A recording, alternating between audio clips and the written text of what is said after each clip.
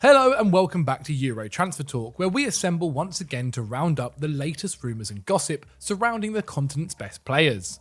Remember to leave your thoughts about which of these moves is most likely to happen, spark some debate and have some fun in the comments. Let's get started.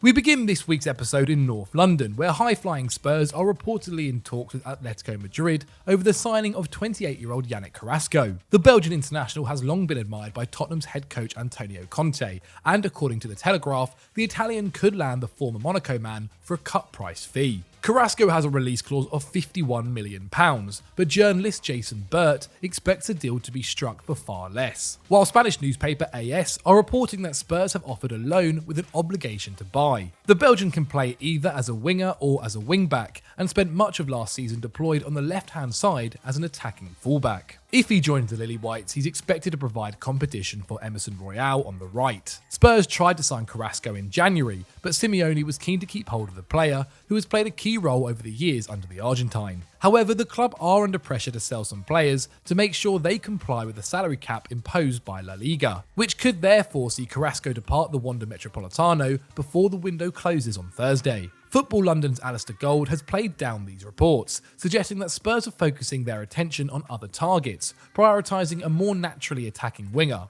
Valencia are in discussions with Tottenham over the loan signing of Bryan Gil. However, the North Londoners will only approve a deal if a replacement is found. And according to transfer guru Fabrizio Romano, Spurs have discussed a potential loan with option to buy for Leeds' Dan James, though it seems unlikely that the Yorkshire club would be willing to sell one of their key players so late in the window. A move for Carrasco therefore seems more probable, whose contract in Madrid expires in 2024. The 57-capped international made 34 league appearances for Atleti last season, featured 7 times in the Champions League, and has previously spoken about his interest in playing in the Premier League. If he does make the move to N17, he'll become the club's 8th summer signing. Conte's side are currently unbeaten after 4 games and sit 3rd in the Premier League, and with additions like Carrasco, they may very well push on further in their hunt for silverware. But what do you guys think? Is Carrasco a good signing for Spurs, or should they be looking to land a more natural winger? Let us know in the comments below.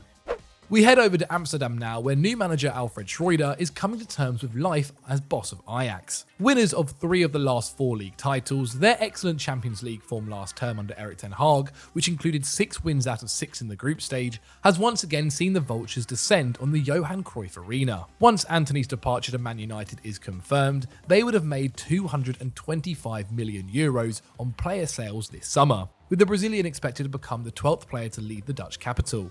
Whilst their hierarchy should be applauded for acting swiftly in bringing in Steven Bergwijn, Calvin Bassey, Brian Brobby and Owen Wijnaldum amongst others, there is still work to be done.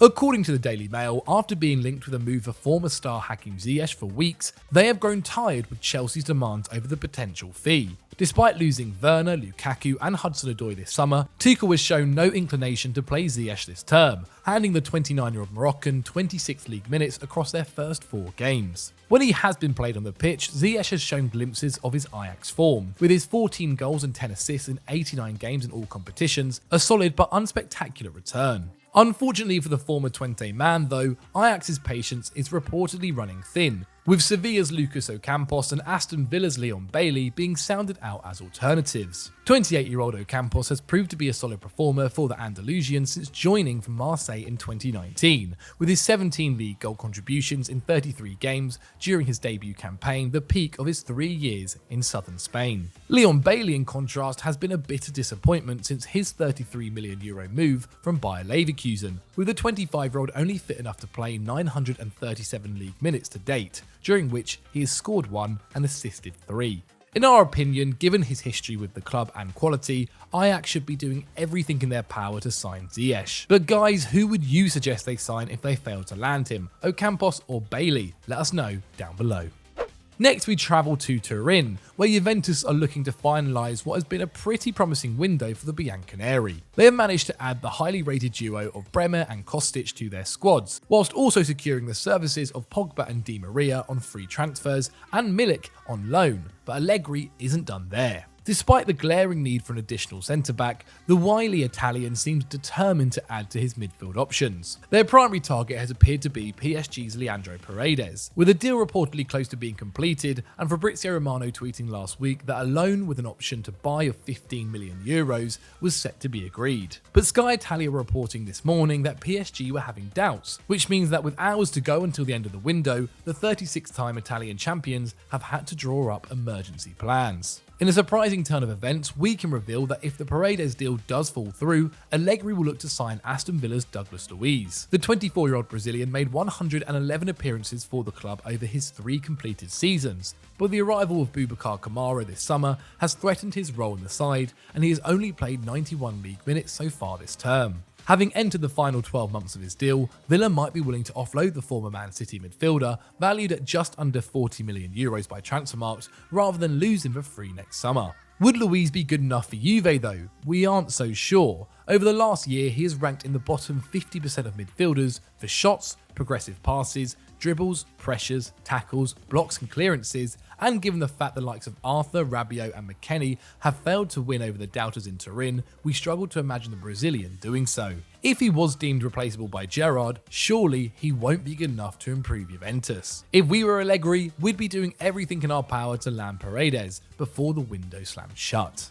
Now to PSG, who look determined to sign a midfielder before the window closes. Just last week, it was reported that the French outfit were prepared to pay up to €70 million for Manchester City's Bernardo Silva. However, the Sky Blues dismissed this out of hand, with Guardiola describing the Portuguese playmaker as irreplaceable over the weekend. So instead, the French giants are turning their attention again towards Napoli star Fabian Ruiz. This rumour is nothing new. It's been reported for weeks that Luis Campos was eyeing up the Spanish midfielder. But now Fabrizio Romano has claimed the deal is close to completion, with personal terms agreed between Ruiz and PSG weeks ago. Romano claims the 26-year-old will sign a 5-year deal in Paris, bringing his 4-season stint in Italy to a close. His departure from Naples will come as no surprise to the club. Ruiz rejected a new deal with the Partner earlier this summer and is yet to feature once, even off the bench, in Napoli's opening 3 Serie A fixtures. Meanwhile, Tanguy Ndombele has arrived to reinforce the club's midfield. Still, Ruiz leaves with a record of 22 goals and 15 assists for the club across 166 appearances,